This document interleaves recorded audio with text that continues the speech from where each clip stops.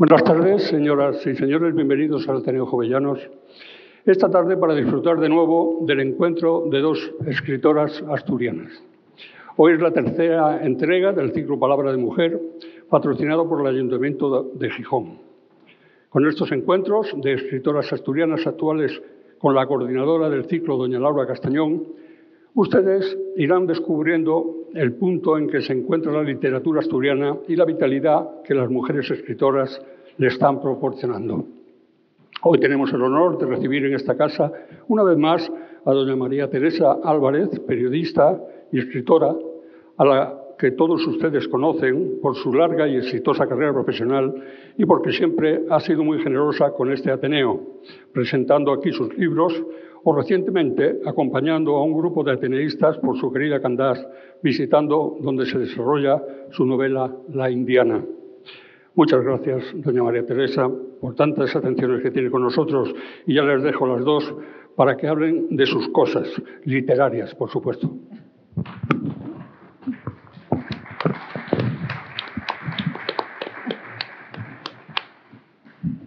Nuestro encuentro de hoy nos va a remitir inevitablemente a la novela histórica y, bueno, vamos a ver qué entendemos exactamente por novela histórica. Bueno, pues por novela histórica se entiende aquella que, aunque es una obra de ficción, recrea un periodo histórico preferentemente lejano en el tiempo y en la que de esa novela forman parte de esa acción personajes y eventos no ficticios. Debe distinguirse tanto entre la novela histórica propiamente dicha, que cumple estas condiciones, y la novela de ambientación histórica, que presenta personajes y eventos ficticios ubicados en un pasado con frecuencia remoto. Y puede establecerse, si acaso, incluso una distinción más, que sería la de la historia novelada, en que bueno, pues la historia es narrada con herramientas, con estrategias de novela, pero no incluye elementos de ficción. Bueno, esto deja de ser un breve apunte para situarnos un poco en donde vamos a charlar hoy. La verdad es que nos resulta sencillo presentar a alguien que para muchos de nosotros fue la presentadora por excelencia. En nuestra memoria está el rostro y la voz de María Teresa Álvarez en blanco y negro. No sé yo si porque era que los televisores que teníamos entonces eran en blanco y negro o se emitía. Era en blanco y negro. Se emitía en blanco y negro. En la memoria, en todo caso, está ella, es su cara amable y esa sonrisa que nos acercaba la información de Asturias, una muchacha rubia que se colaba en nuestras casas a la hora de la comida y se convertía en alguien de la familia. Los amantes de la información deportiva de por entonces también la conocían porque parece ser que fue la primera cronista deportiva de la radio asturiana, o así figura así. Esto del deporte no deja de parecernos un poco llamativo, porque luego hemos visto qué tipo de escritora es, qué tipo de novelas escribe y parece un poco llamativo. Pero bueno, sí, es verdad que siempre ha sido una periodista todoterreno y esto se complementa con algo que me han contado, que no sé, supongo que es verdad, me lo han contado, que formaste parte, que fuiste consejera del Sporting. Consejera del Sporting de Gijón en la época de las sociedades anónimas deportivas.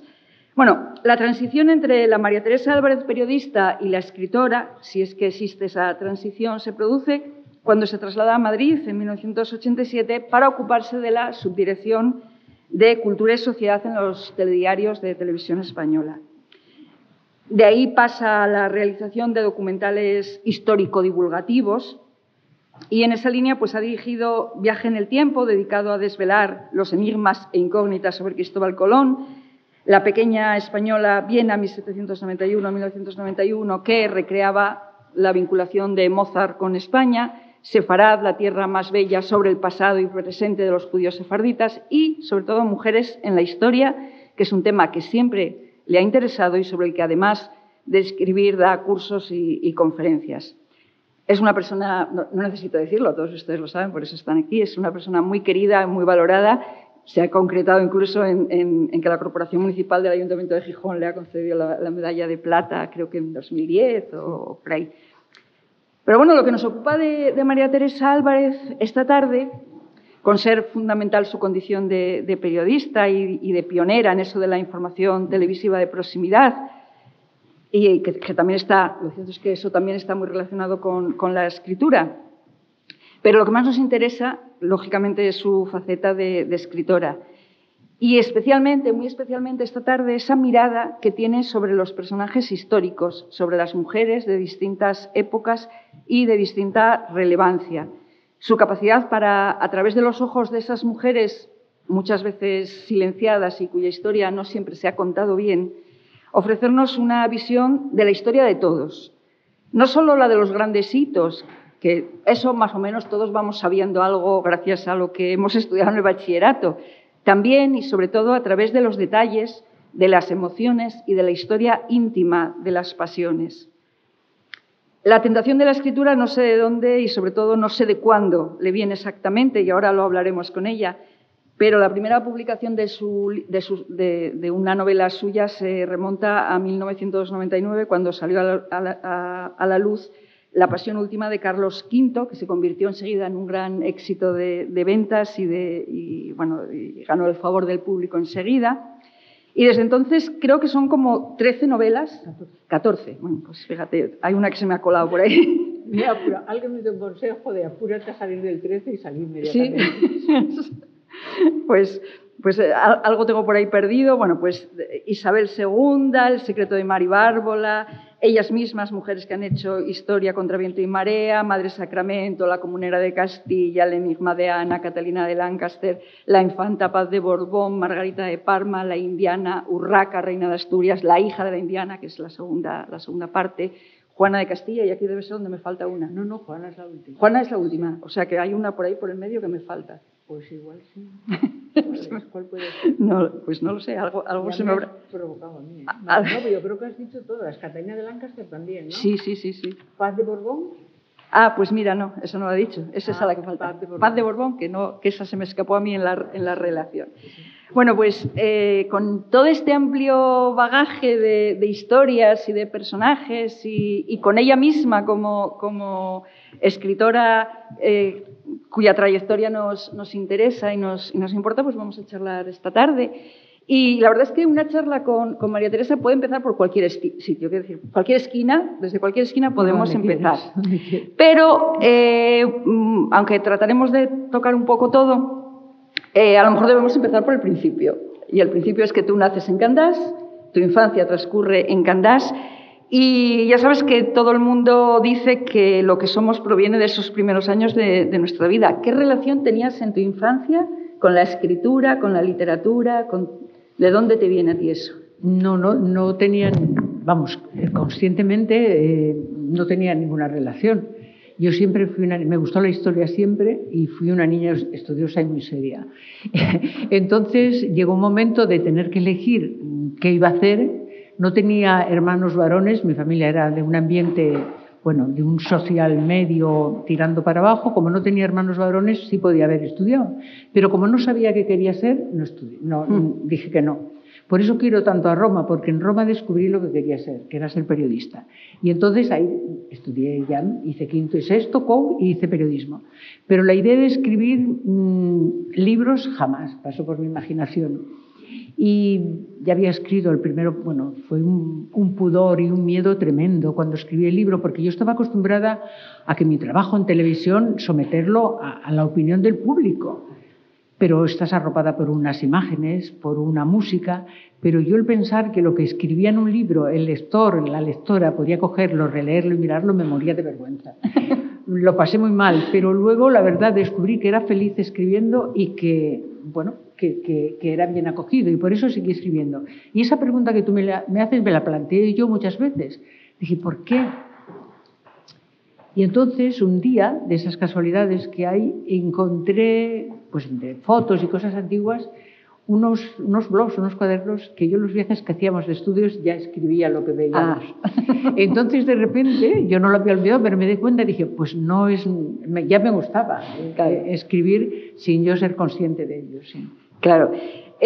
Supongo que sus redacciones las redacciones en el colegio que las hacías bien, eras buena estudiante, me imagino. Los poemas de adolescencia, no sé si a eso. No soy muy aficionada a la poesía, pero alguno hice, ¿eh? Sí, bueno, eso es de alguno hice. Los inevitables de la adolescencia. Sí. ¿Y te hiciste periodista porque, bueno, ya cuentas eso, porque sentías atracción por comunicar, porque te apetecía algo que tocara un poco muchos temas, porque tenías mucha curiosidad. ¿Qué es lo que te movió? No, la curiosidad la tuve siempre, pero no, la curiosidad no me llevaba a decir quiero ser periodista. Entonces, fue una cosa muy... Yo soy muy sentimental. Entonces, estando en Roma, era la primera vez, tenía yo pues, 20 años, me parece que era, y tengo muchos defectos, pero la envidia no soy envidiosa. Y entonces fui de casualidad a un acto que había en el Palacio de Exposiciones y Deportes en Roma, en el EUR, en la zona nueva de Roma, y había como un festival folclórico donde participaban muchos países. Y había una mujer que presentaba el acto. Y yo en ese momento, yo no veía cómo era, no sé si era guapa, si era fea. Por la voz parecía joven, pero tampoco lo sé porque había tanta gente y yo tenía un sitio pues, bastante atrás. Pero en ese momento dije, me gustaría ser yo esa persona, me gustaría estar haciendo eso. Y a partir de ahí, pues empecé a profundizar la comunicación y lo primero que me atrajo fue la radio, ¿no? Y entonces, pues ahí fue cuando decidí dedicarme al periodismo, a comunicar. Pero sin decir quiero ser una periodista especializada en tal, no, en nada. Y lo de cronista deportiva... Sí, que eso te iba a preguntar. Eso fue simplemente porque... Yo empecé siendo corresponsal porque simultaneaba, hice COUM, me matriculé en la Facultad de Ciencias de la Información de Madrid y eran otros tiempos y tenías facilidades para trabajar. Y entonces era corresponsal de Radio Nacional. Y el Sporting se concentraba en Candás, en el Hotel Marsol. Y entonces me dijeron, ¿por qué no haces la crónica y das la alineación previa al fútbol y tal? Y empecé haciendo eso y luego ya... pues daba las crónicas de mi equipo de fútbol, de Candás, del Canijo, que llamaban el Candás, y estuve pues 2 temporadas, casi 3, haciendo las crónicas para la radio. Yo no sé si a ti te gustaba el deporte, pero una de las cosas que a mí, bueno, me parecen siempre muy llamativas y muy loables de la profesión periodística es lo de tener que encargarte de cosas que ni te van ni te vienen. En tu caso, ¿el fútbol te interesaba o...? No me interesaba nada. No, lo desconocía, pero tengo que reconocer que, bueno, como procuro hacer las cosas bien, pues empecé a preguntar y a enterarme y me acabé enterando, acabé aficionando relativamente, porque, bueno, sí, soy del Sporting, estuve en el Consejo de Administración, como decías, pero eso fue un total embolado que entré, bueno, y entonces no me apasioné por el fútbol, no me interesaba mucho el fútbol. Te decía antes, y es cierto, yo estoy segura que muchas de las personas que están aquí pueden dar fe de ello, ¿no? Que durante todos esos años que van desde el 74, ¿puede ser? ¿De qué? De Televisión Española. Televisión, el programa regional empezó el 16 de septiembre de 1974. 74, efectivamente. Un cuarto de hora.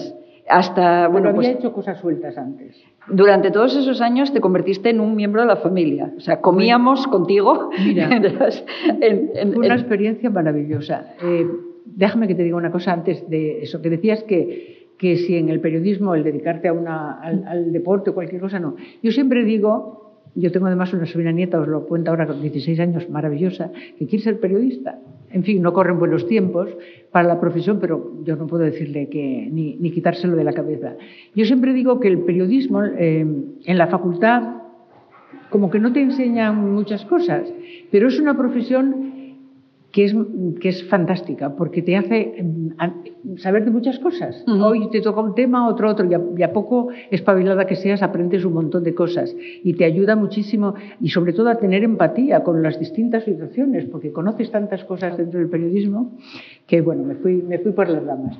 Que me estabas preguntando lo de la televisión. ¿Cómo había sido eso? ¿Cómo pasas de la radio a...? No, yo era corresponsal de radio. Entonces... estaba en Radio Nacional, son pequeños detalles. Estaba en Radio Nacional trabajando el 15 de agosto, día de Begoña, y fijaros cuánto tiempo. Era ministro Alfredo Sánchez Bella y vino a inaugurar las dependencias que estaban en Melquiades Álvarez, en el cuarto, y yo estaba en Radio Nacional de servicio ese día, sustituyendo a una locutora, a María Alcira Rollán. Entonces subió Sánchez Bella, Serrano Castilla, que era el delegado de Información y Turismo, el director de de la radio y televisión, que era Cárdenas, me parece, y bueno, de estas cosas que se dicen. Yo era una chica joven, bueno, y entonces Sánchez Bella, pues, le apeteció decir, ¡ay, qué chica, qué guapa es esta señorita! Esta hay que bajar la televisión. Bueno, Serrano Castilla diciéndoselo el ministro, no te quiero contar. Pero bueno, no, luego hicimos una especie de oposición y tal, pero indudablemente ese fue un primer paso, ¿no? Y empecé a hacer pequeñas conexiones. Cuando fue el panorama regional que hicieron una prueba, no sé cuántas chicas éramos, 5 o 6, lógicamente yo tenía una experiencia que las otras no tenían y me quedé yo.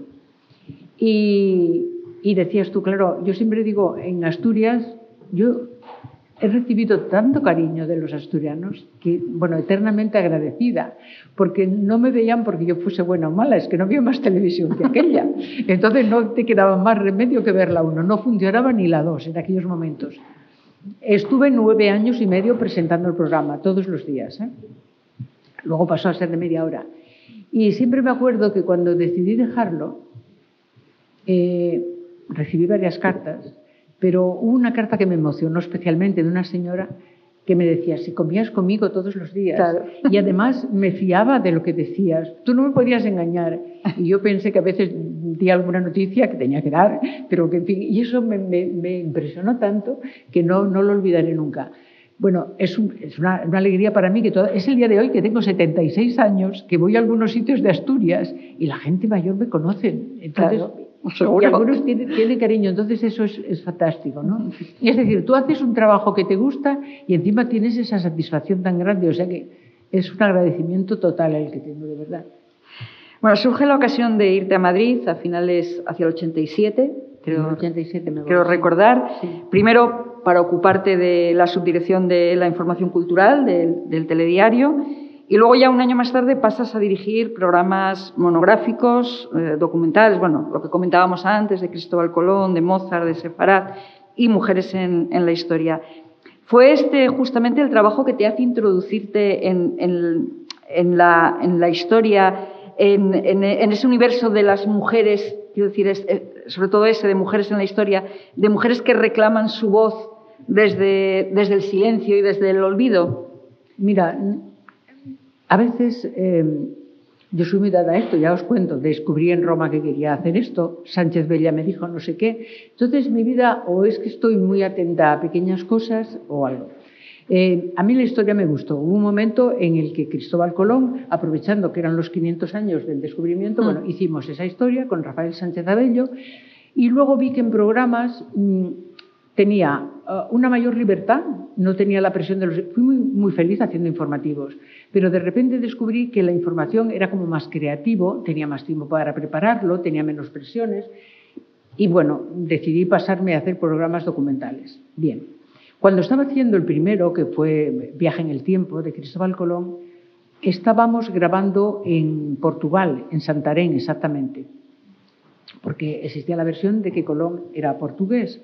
Bueno, había estado casado con la hija del gobernador de Puerto Santo. Bueno, estando en Santarém, el guía que nos acompañaba nos dijo, mira, por ese precipicio se despeñó el heredero de los reyes de Portugal, que se iba a casar con la hija de los reyes católicos. Y se despeñó, se mató. Y dicen que todo fue debido a la maldición de una monja que vivía aquí en ese convento que ahora está vacío, de las Clarisas. Y yo pregunté, ¿y qué monja? ¿Quién era esa monja? Dice, aquí la llamaban la excelente señora, Juana la Beltraneja. Entonces, yo sabía poco de Juana la Beltraneja, pero me dio pena. Y me acuerdo que cuando terminamos, yo me fui a ese convento, no había nadie, pero podías visitar el claustro que estaba vacío, y paseando por allí pensé en Juana y dije, en cuanto vuelva, voy a leer de Juana y voy a enterarme, porque me parecía muy injusto, ¿no? Y cuando leí la vida de Juana la Beltraneja, dije, tengo que decir algo de ella. Yo tengo que poner mi pequeño granito de arena para recuperar el nombre de esta mujer a la que le robaron el trono. Fue una guerra, pero le robaron el trono. Porque además es mentira que fuera hija de Beltrán de la Cueva. Bueno, entonces, ¿cómo vendía yo a Televisión Española un documental de 1 hora sobre Juana? Era complicado. Y estuve dándole vueltas un tiempo hasta que de repente dije, pero qué tonta soy. Pero ¿cuántas mujeres? No igual que ella. No habrán pasado a la historia porque... Y entonces surgió Mujeres en la Historia. Y surgió Mujeres en la Historia, que me cambió a mí personal, profesionalmente y todo. Ha sido lo más importante para mí. 34 horas de televisión y gracias a Mujeres en la Historia escribo libros. Y lógicamente, pues escribo sobre mujeres, claro, escribiendo sobre mujeres, porque gracias a ellas. O sea, yo digo, yo puse mi pequeño granito de arena de recuperar, no son 34 nombres, son más porque hay algún capítulo que son triples, las mujeres. Las literatas, las monjas, y no sé qué más. Entonces yo dije, yo puse mi pequeño granito de arena para que alguien, el que quiera, pueda recordar estos nombres. Pero ellas me respondieron con creces, porque gracias a ellas escribo libros. Entonces, bueno, y seguí escribiendo sobre mujeres, y seguiré haciéndolo. ¿Qué fue lo que te movió a elegir el personaje de Bárbara Blomberg, la amante de Carlos V? Bueno, supongo que una de las amantes de Carlos V. Para tu primera... La última. Para tu primera novela. ¿Era ahondar en la figura del rey a través de ella o se impuso el personaje? No, mira, te voy a contar. Pero por 3 veces, en la tercera vez dicen, a la tercera vez la vencida, pues fue. La editorial Martínez Roca me convenció para escribir. Me habían hecho otras 2 propuestas de otras 2 editoriales y yo no me atrevía a enfrentarme a escribir un libro. Y querían que escribiera sobre las mujeres que había trabajado en televisión. Pero a mí me gustan los retos y me gusta descubrir la curiosidad. Entonces dije, mira, no, yo sobre las que ya he hecho el programa en televisión no voy a hacer un libro. Quiero escribir sobre alguien de la que no sepa nada. Y eran los 500, ¿cuántos? A ver, Carlos V nació en 1500, bueno, era un centenario de Carlos V próximo. Y dije, ya está. Yo me gusta estar siempre un poco del lado de los perdedores, de los que no... Y dije, la última amante, Bárbara Blomberg, perfecto. Y luego, al estudiar a Bárbara, me encontré con que la nieta, no oficialmente, pero hija de Juan de Austria, había sido la última abadesa de las huelgas y bueno, y me pareció una historia bien y funcionó estupendamente. Sí, bueno, además lo planteas como la historia de la nieta, os quiero decir, a través de... Claro, cuentas la historia... Las cartas, tú antes decías lo de novela histórica, las cartas no han existido nunca. Claro. Pero eso... Hombre, esa es la licencia funciona muy bien. Pero en ese sentido yo me gusta ser rigurosa, porque, por ejemplo, no quiero saltarme preguntas que debes hacer, en el último que he escrito, que meto muchos diálogos para no referirme a uno en concreto, muchos diálogos que lógicamente eso es una... Sí, quería preguntarte sobre los diálogos. Bueno, pues eso no, pero que lo hago con rigor en el sentido de que yo primero me trazo un poco de lo que leo, cómo es el perfil del personaje y no arriesgarme a eso. Eso sobre todo, lo que es peligroso es cuando inventas el personaje, que yo en algunas novelas, La hija de la indiana, El enigma de Ana, invento el personaje central. Eso para mí es la verdadera novela histórica, es esa. Entonces, ahí sí que tienes que tener mucho cuidado, porque creas tú un personaje. Eso es como tirarte a una pista sin res. Y dices, aquí me va a interesar este personaje que yo creo, ¿no? Y tienes que, según cómo vas a querer que sea el personaje, no puedes contradecirte cuando tienes diálogos y tal. Y eso es más complicado, pero bueno. Bueno, pero tiene también su... Yo creo que tiene sus pros y sus contras, naturalmente, ¿no? Pero crear un personaje también te da una libertad mucho mayor. Porque con un personaje que es real siempre estás moviéndote en el territorio de esto lo habría dicho de esta forma o esto lo habría hecho de esta forma. Quiero decir, aparte de los datos que puedas tener, ¿no? Y sin embargo, un personaje que tú creas... Pero yo tengo un sistema que digo, ninguno de los personajes históricos que existieron se enfadaría conmigo por los libros que escribí. Eso es un buen... Ninguno se enfadaría conmigo. Entonces eso ya me hace estar muy tranquila. Bueno, el éxito de la novela de Carlos V, de Bárbara Blomberg, bueno, pues es un éxito importante. ¿Es ese éxito el que te mueve a seguir escribiendo otros libros? No. ¿O tenías ya un arsenal de historias ahí que pedían ya salir? ¿Cuál fue la razón para seguir? Porque la primera puede ser ceder porque la editorial tal, pero a partir de ahí... Que fui feliz escribiendo. Vamos a ver, bien. Si hubiese sido un fracaso, pues a lo mejor aunque hubiese sido feliz, bueno, sí, probablemente lo intentaría. Seguiría. Fui enormemente feliz, me di cuenta que era muy feliz escribiendo. A mí me gusta escribir. Es una forma de vivir muchas vidas, vives más vidas que la tuya. Claro. Y me gusta mucho meterme en los personajes. Hay algunos personajes en los que cuesta entrar. Isabel II fue un personaje que a mí me costó muchísimo entrar con ella. Y luego acabé queriéndola de verdad. Y siempre digo medio en broma que Isabel II me contó cosas que yo no conté en el libro y que no contaré nunca, pero bueno, que profundizas muchísimo en los personajes. Cuando decimos esas cosas, cuando quienes escribimos decimos cosas como esa que acabas de decir tú, el personaje me contó cosas que, bueno, puede haber dos razones. Una, que hayas encontrado claro, documentación, sí. Y otra, que al profundizar en el personaje lo hayas entendido. Sí, exactamente, lo puedes entender. Pero sobre todo, te pasará a ti, cuando tú creas un personaje, cuando no existe el personaje, creas personajes, hay personajes que se sublevan.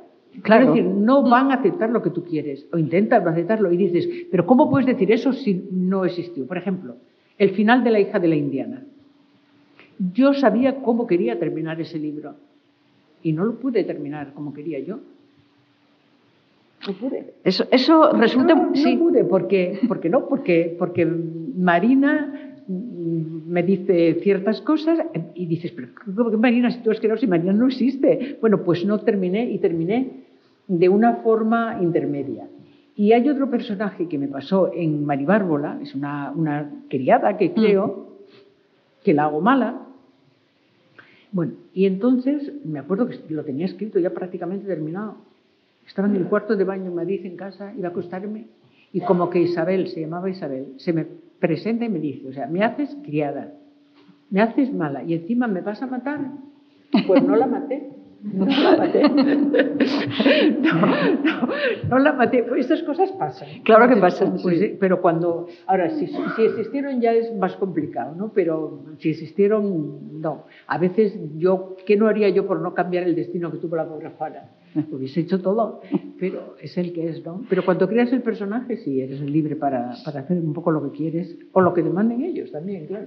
A veces a los lectores, a veces eso se les hace raro, ¿no? Que digas que uno diga que los personajes se les sublevan y que se revelan y terminan haciendo cosas que una no pensaba que iban a hacer, pero bueno, luego tiene su explicación también, ¿no? Porque en el momento que los dotas de una psicología y demás, ellos tienen su vida ya. Para mí la explicación es que soy yo misma, vamos a ver, soy yo misma, porque claro, es como tú te metes en el personaje, ¿no? Por ejemplo, Marina, la hija de la Indiana, yo quería traerla para Candás, porque sí quería, pero al mismo tiempo me decía, pero ¿cómo va a ser tan egoísta? Que tiene una nieta, que tiene no sé... Y al final, pues eres tú la que cedes, claro. Y eres tú la misma que te planteas eso mismo. Es muy lioso, pero es muy divertido. Yo lo paso muy bien. Sí, escribir una novela es algo absolutamente fascinante siempre. O sea, sí. Es una aventura realmente desde que empiezas. Bueno, escribir novela histórica tiene... Hombre, siempre que escribes siempre hay una exigencia de documentación, ¿no? Pero en el caso de la novela histórica, pues esa documentación tiene que ser mucho más rigurosa, mucho más exhaustiva.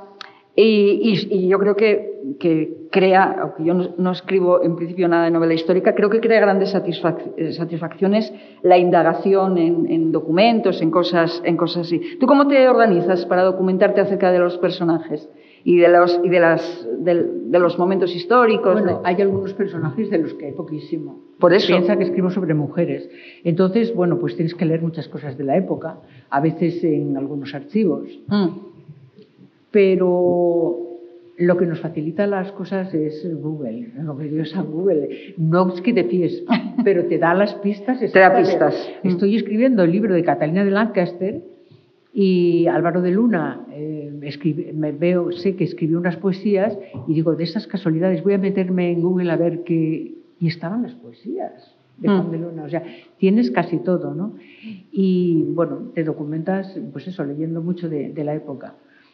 Y yo siempre digo que escribir, que me hace feliz, y escribir sobre mujeres lo hago por tres razones fundamentales, pero una de ellas sobre todo porque me permite ver la historia desde un ángulo distinto, del que no se contempla normalmente, porque hombres y mujeres somos distintos y ponemos los valores en determinados aspectos. Entonces, al verlo a través de las mujeres, descubres cosas que no cuenta la historia muchas veces, ¿no?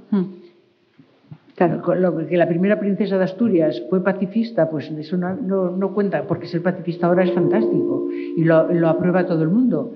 Pero ser pacifista en el siglo XIV pues ya no era tan normal, claro, ¿no? Y ella además lo demostró, lo bueno que era ser pacifista. En menudo momento estamos hablando de paz, con la situación que estamos viviendo. Pues ella consiguió, a través de una tregua con Yusuf III, la redención de 100 cautivos cristianos, cuando su cuñado Fernando Antequera, que estaba todo el día en guerras, no conseguía nada, ¿no? Y esto no se destaca en la historia. Por eso digo que estudiar la historia a través de los ojos de las mujeres es bueno, porque descubres cosas distintas. Claro, y eso me lleva un poco a la técnica que sueles utilizar cuando escribes y a la utilización del narrador que sueles usar, que suele ser, por las novelas que conozco de ti, suelen ser narradores protagonistas, es decir, le das la palabra a la mujer, generalmente es una mujer siempre, y ella es quien cuenta.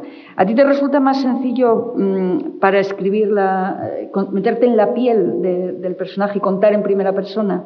Porque tienes algunas que no, pero la mayoría... No, es más difícil. Es más difícil. En casi todos tienen voz, pero por ejemplo, que no tengas narrador, en Juana, por ejemplo, Juana pero creo que llegas más a la gente, si consigues, porque lo difícil no vas a utilizar el lenguaje que utilizaban ellos, pero tienes que tener porque tú eres una mujer que vive hoy en el siglo XXI y bueno, se te pueden escapar cosas. Y seguro que hay infinidad, procuras que no, pero bueno, siempre se escapan cosas. Entonces, el meterte en la piel y que ella hable directamente, yo creo que llega mucho más al lector, se llega muchísimo más. Es que has mencionado algo que me interesa mucho y que me llama mucho la atención en los novelistas que hacéis novela histórica, y que tiene que ver con lo que comentabas antes de los diálogos. Naturalmente no vamos a esperar, porque, bueno, por una cuestión de facilidad para el lector, ¿no?, de facilitarle al lector, que utilicen los mismos términos y la misma construcción sintáctica al hablar que a lo mejor se utilizaba en el siglo XIV o en el siglo XIII. No te leería casi nadie. Exactamente. No te leería nadie. Pero no exige un esfuerzo muy grande eso de... Sí, a veces sí. A veces dices, ¿cómo he puesto esto? Pero bueno, es que estás escribiendo, ¿no te das cuenta? Claro. Porque... Yo corrijo mucho, le corrijo mucho, pero claro, te das cuenta que utilizas expresiones y se te escapan un montón. Claro, expresiones actuales, ya no digo en lo que tiene que ver con los detalles de situaciones, de acontecimientos, ni de eso, sino simplemente en la forma de hablar, expresiones que dices, hay que estar muy atenta. Muchísimo. Sí, a mí me parece que es una de las cosas que creo que más me costaría. Cuesta. Sí. Lo que pasa es que cuando ya llevas unos cuantos pues ya tienes un poco de esto, pero cuesta. Sí. Hay tú has transitado por toda la historia de España, desde Doña Urraca, que creo que arranca en 1167, Urraca, creo. Sí. Hasta el siglo XIX e incluso alguna parte del siglo XX. ¿En qué época te sientes más cómoda? Que supongo que te lo habrán preguntado muchas veces. Ya, no sabría decirte. Cómoda, bueno, me siento cómoda desde es más difícil el siglo de Urraca, el siglo XII, XI, esos son más difíciles, ¿no? La época que a mí más me gusta es la del Renacimiento. Pero dicho esto, yo creo que el siglo XIX es un siglo muy desconocido y muy interesante. Es un siglo donde hay mujeres ya muy importantes. Sobre todo, bueno, las hubo siempre, pero en el XIX, sobre todo en el XIX, hay monjas. La Iglesia en el XIX necesita a las mujeres, pues son los cordones, los cinturones industriales de las grandes ciudades, la enseñanza, los hospitales, y ya precisa más de la monja, además lo encerrada en clausura. Y hay personajes muy interesantes dentro de ese mundo en el siglo XIX. Bueno, yo no puedo evitar caer en la tentación de preguntarte qué personaje te ha resultado más, no sé si decir más fascinante, sí, más fascinante, más atractivo de todos los que has tenido que sobre los que has tenido que indagar, documentarte y luego trabajar con ellos convertidos en personajes de novela, ¿no? Mira, yo siempre digo, lógicamente sí, esta es una pregunta que es normal. Claro. Haría la mujer maravillosa con un poquito de cada una. Pero si tuviese que elegir, y en eso me repito siempre porque es lo que sigo pensando, lo pensaba hace unos años bastantes y lo pienso ahora, si me tengo que quedar con uno, me quedo con María Pacheco, la comunera. ¿Por qué? Porque María Pacheco nació en la Alhambra de Granada. Era hija del conde de Tendilla, primer marqués de Mondéjar. Y murió con 30 y pocos años en la miseria en Portugal por defender sus ideales. Y eso me parece fantástico. Y lo hace porque tenía un carácter y además porque había sido educada. La educación es la mayor arma que tenemos y es cuando una persona puede discrepar de lo que considera injusto, pelear por lo que quiere, y María Pacheco había sido educada y murió en la miseria en Portugal. Es la mujer que más odió Carlos V, a María Pacheco. Me quedo con ella. Hay ahora que dices lo de la educación es una de las cosas, de las, no voy a decir obsesiones, todos los escritores tenemos obsesiones a la hora de escribir, creo que es uno de los temas, vamos a dejarlo en temas, que aparecen como la necesidad de la educación. Creo que es fundamental. En todas las novelas. La educación es fundamental. Yo les digo a mis sobrinos, no hay mayor inversión que el dinero que invertís en la educación de vuestros hijos. Es que es lo más fundamental, lo más importante. No sé, te ayuda a todo la educación. Y yo no me canso nunca de decirlo, que es fundamental. Y la experiencia, en mi trato con las personas educadas, siempre hay de todo, pero el saber es fundamental. ¿Por qué crees que tuvimos las universidades cerradas las mujeres hasta 1910? Bueno, porque era la forma de mantenernos. Pues ya está, es que está dicho todo. Con eso está dicho todo. 1910. Hasta 1910 no se abre la universidad a las mujeres. Hubo alguna excepción, por ejemplo, con Isabel la Católica, Beatriz Galindo la Latina. En Salamanca había alguna mujer, no me acuerdo ahora de los nombres de las otras, había 3 o 4, pero la historia tiene avances y retrocesos.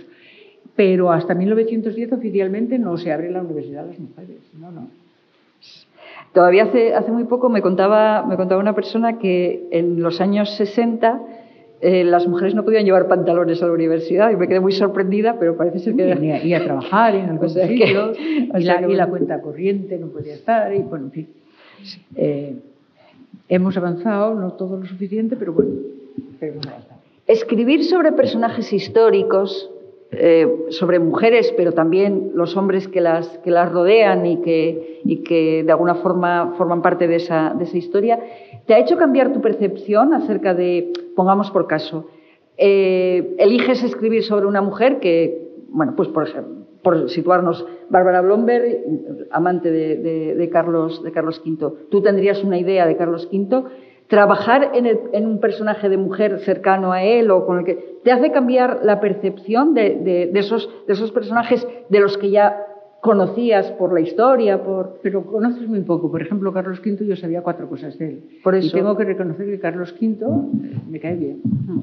He escrito sobre la hija natural de él, la primera hija, Margarita de Parma. Y Carlos V, a pesar de odiar a María Pacheco, que es la mujer que más admiro, pues Carlos V y de ser el hijo de Juana y uno de los 3 hombres que más la traicionó, o sea, Carlos V ha llegado por muchos caminos. Está ahí como en el centro de todo. Lo tengo por muchos. Sí. He llegado por muchas mujeres. Es el hombre, no hay, de lo que yo conozco, que conozco poco, claro, pero no hay ningún hombre en la historia que haya estado rodeado de mujeres más importantes que Carlos V. Todos estaban, bueno, siempre las mujeres estaban al servicio, los hombres también, de la corona, pero Carlos ha estado rodeado, ha tenido unas hermanas fantásticas. Bueno, la madre defendió su trono porque pudo haber perdido el trono con los comuneros y no le dio la razón.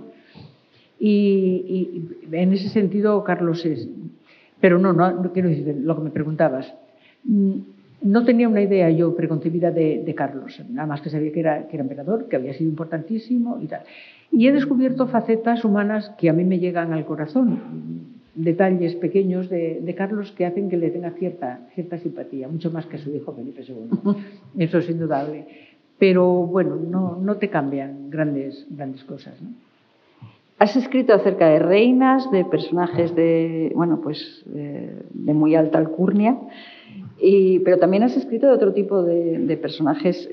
Estoy pensando, por ejemplo, en Mari Bárbara, que a mí es un personaje que me llama mucho la atención, que era... Mari Bárbara es fantástica.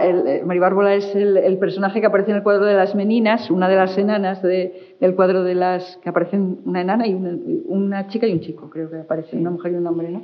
Nicolásito Pertusato. Exactamente. Y era además, me llamó mucho la atención cuando en una ocasión viendo algo sobre el cuadro, que formaba parte de una especie de séquito que era la gente del placer, creo que se llamaba, ¿no? O algo así, que estaban en palacio, que eran... No, enanos había 45. Claro, pues 45 enanos para diversión de... Eran los bufones, sí. Y eran espías también, porque eran los personajes ideales para enterarse, estar en fiestas y enterarse claro. de todo. Eran espías perfectos. Pues mira, la historia de Mari Bárbara fue muy curiosa, porque la editorial me dijo, ¿por qué no escribes algo de la infanta Margarita? Una niña muy desgraciada, que tuvo no sé cuántos hijos, bueno, se murió. Y yo dije, no, a mí de ese cuadro la que me interesa es Mari Bárbara. Claro. A mí siempre me llamó la atención Mari Bárbara. Siempre decía, ¿qué habrá sentido Mari Bárbara al verse en ese cuadro, no? Una enana. ¿Qué habrá sentido? Y entonces dijeron, bueno, pues a ver, pero claro, ¿cómo escribes de Mari Bárbara? ¿Qué cuentas? No hay nada de Mari Bárbara. Se sabe que era de origen alemán, se sabe lo que cobraba, pero no sabes nada más. Y yo, fíjate, andaba con una postal del Museo del Prado con mi cuadro, la llevaba siempre en el bolso. Estaba dándole vueltas. Estaba en televisión, claro, seguía trabajando en televisión y haciendo libros. Y un día, como que Mari Bárbara me dice, como lo de los personajes, oye, mira, no sabes mi vida, pero tú imagínate la vida que pude haber tenido, que a lo mejor tuve y no lo sabéis. Imagínatelo. Sueña conmigo. Y así surgió la novela. Ya ves que es un sueño. Sí. No un sueño mío, pero de otra persona. Entonces, así surgió la novela de Mari Bárbara. Y los libros te dan muchas alegrías. Y al hablar de Mari Bárbara, podía contar una alegría de cada uno. Pero bueno, de Mari Bárbara en concreto, en una entrevista que me estaban haciendo en la radio, cuando estábamos en la promoción del libro, llamó uno de los vigilantes de sala del Museo del Prado. Y dijo, desde que he leído su novela, la Mari Bárbara ya no es la misma para mí, ¿eh? Ya no es la misma para mí. La Mari Bárbara ya no es la misma para mí. Entonces, y luego también de una anécdota que es bonita. Rita Barberá, que en paz descanse, alcaldesa de Valencia, fui a presentar el libro a Valencia y fue muy amable conmigo y me lo presentó ella. Y fue vestida de rojo. Y entonces dijo ella en la presentación en el Palau, dice, ya sabéis que vuestra alcaldesa viste mucho de rojo, pero en este caso voy de rojo por Mari Bárbara, porque Mari Bárbara en el libro cuenta que le hubiese gustado más que la pintasen de rojo, que le favorecía más el color. Bueno, oye, tenía son detalles muy bonitos. Claro, claro. ¿Cómo te organizas tú para escribir? Solemos preguntarlo a las escritoras que vienen aquí. ¿Qué tipo de rutina, qué tipo de manías, qué tipo de...? No tengo. No tengo. Yo escribo, yo antes, hace unos años, era más joven, a mí me gusta, soy nocturna. Si tengo que madrugar no pasa nada, pero me gusta, no puedo acostarme temprano, imposible. Entonces me gustaba mucho quedarme a escribir por la noche, pero ahora me doy cuenta que rindo menos, que estoy mucho más despejada por la mañana. Entonces, quiero decirte, escribo a cualquier hora. Hoy, cuando llegue a Candás, pues a lo mejor ceno una cosa ligera y me pongo a escribir un rato. Si mañana tengo tiempo, por la mañana. Y sobre todo lo que hago es que cuando estoy escribiendo un libro, estoy inmersa ahora mismo aquí, pero siempre interiormente estás en aquello que estás, ¿sabes? Sí. Yo soy como una esponja que captas cosas, las procesas. Bueno, mucha atención, porque cualquiera de ustedes puede estar fichándolo en este momento y puede... Las procesas y puede aparecer en las páginas. ¿Sí? Sí. Esto es así. Pero no, manías no tengo. Escribo en ordenador, antes empecé escribiendo a mano, luego en máquina eléctrica, y la verdad es que el ordenador es maravilloso. Claro. Sí. ¿Y has llegado a la conclusión, después de escribir todas estas novelas que tienen todas ellas que ver con la historia, que la historia es una de las ciencias sociales más inexactas del mundo? ¿O? Vamos a ver, inexacta. Lo que pasa es que la historia está escrita por humanos y la objetividad no existe. No existe, siempre hay subjetividad. Una vez un historiador me llamó la atención porque comenté algo de la prensa y dije, pero bueno, vamos a ver, si es que en la prensa pasa lo mismo. Si es que la historia, los cronistas de la época, pues escribían lo que querían escuchar los soberanos, eran cronistas de los reyes, ¿no?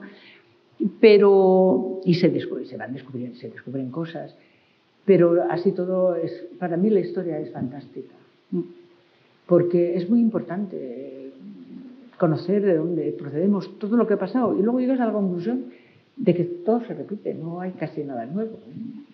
Aunque en algunos casos haya grandes injusticias, porque la idea, por ejemplo, por enlazar con tu última novela, la idea que tenemos de Juana la Loca, hombre, a través de... Sí, Juana la Loca, ya para empezar. Por supuesto. Yo tuve mucho cuidado del libro, se llama Doña Juana. Ese libro, que es en la situación en la que estamos, que no es lo mismo cuando escribí La Pasión Última en 1999, que se vendían libros como rosquillas, pues Juana está en la 7ª edición. O sea, Juana me ha dado las mayores alegrías. La he escrito en el confinamiento.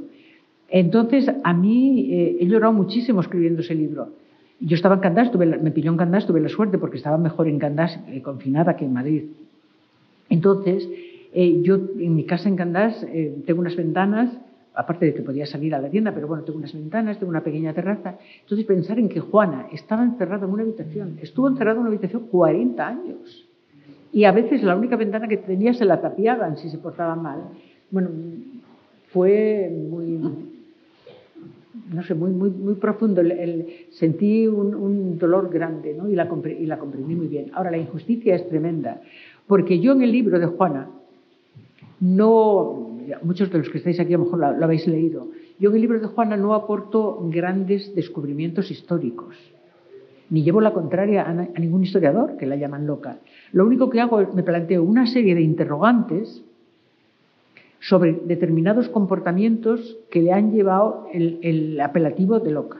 Entonces, analizas esos comportamientos y, claro, cada uno llega a la conclusión que quiere. Pero si yo digo, las reinas, y no reinas, las mujeres en aquel tiempo, bueno, y a lo mejor ahora también algunas, estaban acostumbradas a soportar las infidelidades de los maridos. Y lo hacían con santa resignación o comportándose ellas de igual forma. Bien. Juana no.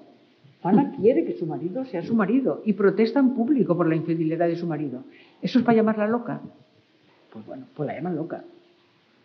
Lo del cadáver, no voy a seguir contando, pero lo del cadáver, por ejemplo, Juana, yo siempre había leído, Juana tenía celos necrofílicos, estaba tan loca de amor por su marido que consiente pasar la noche al raso con el cadáver cuando iban para Tordesillas antes de entrar en un convento porque estaba regentado por monjas. Entonces, no lo descubro yo, lo descubre una mujer precisamente, Bethany Aran, es que los cartujos no podían estar bajo el mismo techo donde hubiese mujeres que no fuesen de la realeza. Pero es que, aunque no fuese esto, dices tú, que es que Juana cambió, llega a Tordesillas, ella se va al palacio y el cadáver de su marido va con las monjas clarisas. Que es que las clarisas no son mujeres también. Bueno, es todo así, vas analizando punto por punto las situaciones que llevaron a calificar a Juana como loca y llegas a la conclusión de que Juana no estaba loca. Claro. Pero bueno, en el libro se enumera, voy enumerando todas. Y claro, es terrible. Pero es que cuando una mujer antes hacía algo que no era lo que esperaba la sociedad de su momento, de la época de ella, pues lo sencillo era llamarla loca, claro. En los conventos, las mismas monjas, que muchas mujeres se metieron en el convento para poder hacer cosas que fuera no podían hacer, para poder escribir, para poder estudiar. Bueno, pues si una monja sabía latín, tenía que examinar la Inquisición para dictaminar si ese conocimiento del latín era una revelación divina, un favor divino, y entonces era monja, o era algo del diablo y entonces podía ser condenada a la hoguera, porque una mujer con su cerebro no podía saber latín. No me lo estoy inventando, ¿eh? Esto está en el siglo XVII, pasaba esto. O sea, hay casos en concreto así. De ahí viene a lo mejor la expresión esa de saber latín como algo... Claro. Sabe latín. Sabe latín, claro. Como algo sospechoso, por lo menos.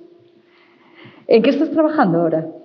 Bueno, si se puede contar, que los escritores a veces... Sí, no, yo sí, lo puedo contar. Casi siempre propongo yo el personaje. Juana me lo propuso la editorial y acepté encantada. Había hecho ya el programa de televisión de Juana de Castilla y Juana no era un personaje desconocido para mí, pero había tanto escrito sobre ella que no me atrevía a escribir. Decía, ¿qué voy a aportar yo? Bueno, pues me salió muy bien. Y entonces, en esta ocasión, fue hablando con la editora, pues me metí en un lío tremendo, pero dije, sí, las dos coincidimos que ellas dijeron que podía ser interesante y para mí a nivel personal también. Y estoy escribiendo sobre María Magdalena. María Magdalena, que es complicadísimo. Porque tengo que crear una María Magdalena hasta que conoce a Jesús. Pues no se sabe nada de ella. Hay 1000 cosas escritas. Que es prostituta, no es verdad, o sea, eso ya se ha reconocido. Un papa lo dijo, bueno, hubo una confusión, hay confusiones. María Magdalena, en los evangelios es cuando se la nombra. María Magdalena, hay otra María, hay otra... No, cuando se nombra María Magdalena es ella la única. Entonces, tengo que inventarme una María Magdalena. Solo se sabe que nació Magdala, que fue la primera persona que vio a Jesús resucitado, y no sabemos más. Y que debía de tener medios económicos porque San Lucas dice en el Evangelio que a Jesús lo seguían María Magdalena, no me acuerdo ahora el nombre de otras dos, y que pues con sus bienes, con lo cual, bien. Pues a partir de ahí tengo que crear el personaje. Eso es muy divertido. Complicado, pero es divertido. No, es complicado, es muy complicado. En esa época sí que es complicado, porque no sabes qué puedes hacer con ella durante el que hacen las mujeres en aquel tiempo. Menudo, si nos quejamos nosotros cómo estaban las mujeres en Israel, Dios mío, era terrible. Bueno, la voy a inventar, pero dejadme que os cuente una cosa que es muy bonita, que ya me conocéis un poco, que soy muy dada no las fantasías, pero los sueños y las ilusiones para mí son fundamentales. Me decidí a escribir sobre María Magdalena, es un libro que me va a costar muchísimo y, bueno, decidida. Entonces, la editora, un día, yo cuando voy a Roma todos los años y seguiré yendo mientras pueda en el otoño, desde que murió mi madre murió al año y medio después que Sabino, y bueno, voy a Roma. Yo tengo una relación muy especial con Roma. Y escribo 4 artículos, uno cada domingo, que me publica La Nueva España. He publicado 40 artículos, con fotos que hago yo. Entonces la editora me dijo, oye, esto es precioso. Digo, pues ya está. Dice, oye, vamos a hacerlo en un libro. Digo, maravilloso. Pero va a ser caro porque, claro, hay que poner las fotos son en color. Bueno, no, mejor no. Y el 23... no quiero equivocarme, no sé si es junio o julio, creo que es julio. El 23, el día de Santa María Magdalena, me llaman de la editorial y me dicen, publicamos el libro de Roma. Digo, Santa María Magdalena, es la intercesión. Esto ya está. Bueno, pues el 4 de mayo sale Mis otoños en Roma.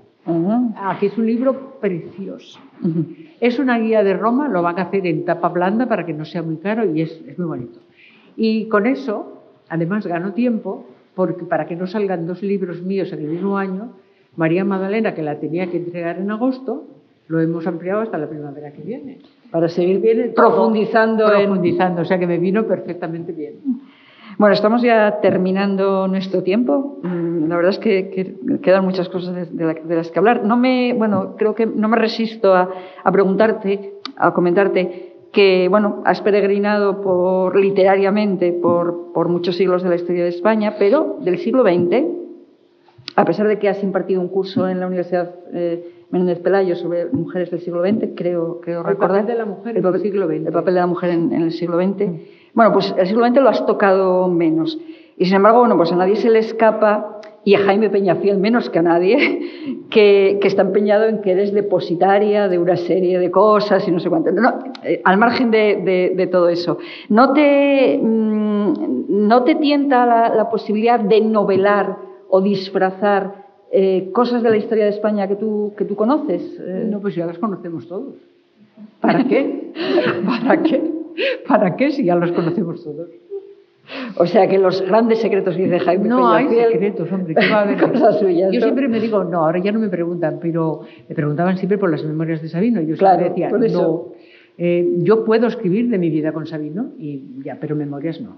No hay memorias, y aunque las hubiera, no las iba a publicar, porque Sabino no publicó sus memorias en vida porque él lo pensaba y además yo también influía en él.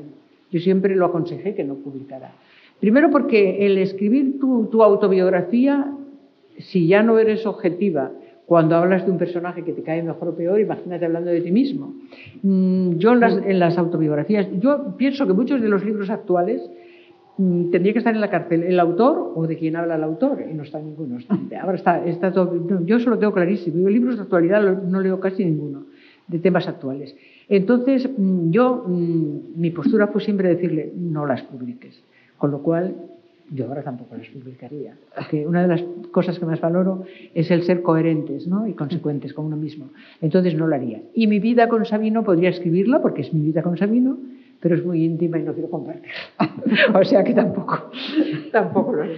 ¿Y escribir algo que no tenga que ver con la historia no te tienta? Yo qué sé, una historia de pura ficción, sin más, incluso urbana, actual.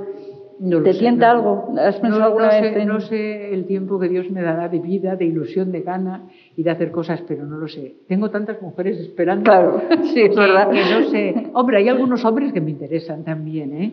Hombres que ayudaron a las mujeres a desarrollarse como personas también me interesan. Hay muchos. Pero es Jovellanos. Jovellanos es un personaje que me interesa muchísimo. Jovellanos, Falla, Séneca también me interesa. Hay hombres que me interesan mucho, pero... Hay muchos ahí colocados a la cola, para pidiendo... Yo tengo mujeres y, en fin, uno de la solidaridad entre mujeres, pues, en fin. Bueno, vamos a conceder estos 2 últimos minutos por si alguien quiere hacer alguna pregunta. Hora ya? Sí, ha pasado 1 hora. Yo creo en la vida que las cosas no son blancas y negras, nunca. Siempre hay circunstancias atenuantes en una vida. Entonces, igual que con Juana intenté responder a esos interrogantes que me planteaba para desmontar el calificativo de loca, que no lo estaba, por ejemplo, con Isabel II, que sigo recordando frases de algunos escritores importantes y famosísimos que me han dicho, ¿por qué te has escrito sobre una ninfómana? Entonces, hay circunstancias atenuantes. Primero, descalificar a Isabel II por haber tenido relaciones con hombres me parece muy injusto cuando no se descalifica a su padre, a su abuelo, a su hijo y a su nieto. Y que además hay que tener en cuenta cómo la educaron, cuál era la situación política en aquel momento, en fin, 1000 historias, ¿no? Entonces, por eso quiero decir que los personajes no se enfadan conmigo porque saben que intento acercarme a ellos y comprenderlos. Es por eso lo que me refería. Bueno, pues... Sí, espera. Sí. Una más, la última. Cuando dices el machismo, independientemente de que impide a las mujeres, es que ha cercenado totalmente a la sociedad. Es que el 50% la han marginado. La hermana de Mozart, Nannerl Mozart, componía mejor que él. Mendelssohn, su hermana igual. Franklin, bueno, hay cantidad de mujeres. Pues has desperdiciado muchísimo talento, muchísimo. Y hubiese cambiado muchas cosas. Ahora, yo de verdad os digo que no entiendo por qué, nunca he entendido por qué existe el machismo. No lo entiendo. Bien, no se contengan, si les apetece pueden aplaudir.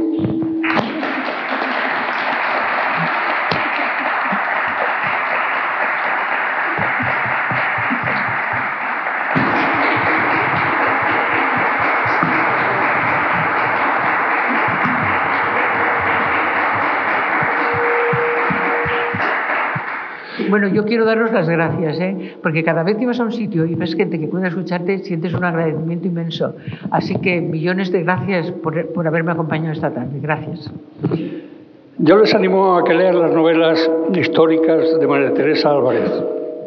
Verán cómo penetran los personajes para mostrarnos luego al lector de forma que nos hace vivir en la época donde se desarrolla la historia. Lo pasarán ustedes muy bien. Y solo informarles que el próximo acto lo celebraremos mañana, día 11, en el Salón de Actos del antiguo Instituto, donde la escritora doña Inés Martín Rodrigo nos presentará su última novela, Las formas del querer, que es el premio Nadal de este año. Están ustedes invitados. Nada más, muchas gracias. Les deseo tengan un feliz resto del día.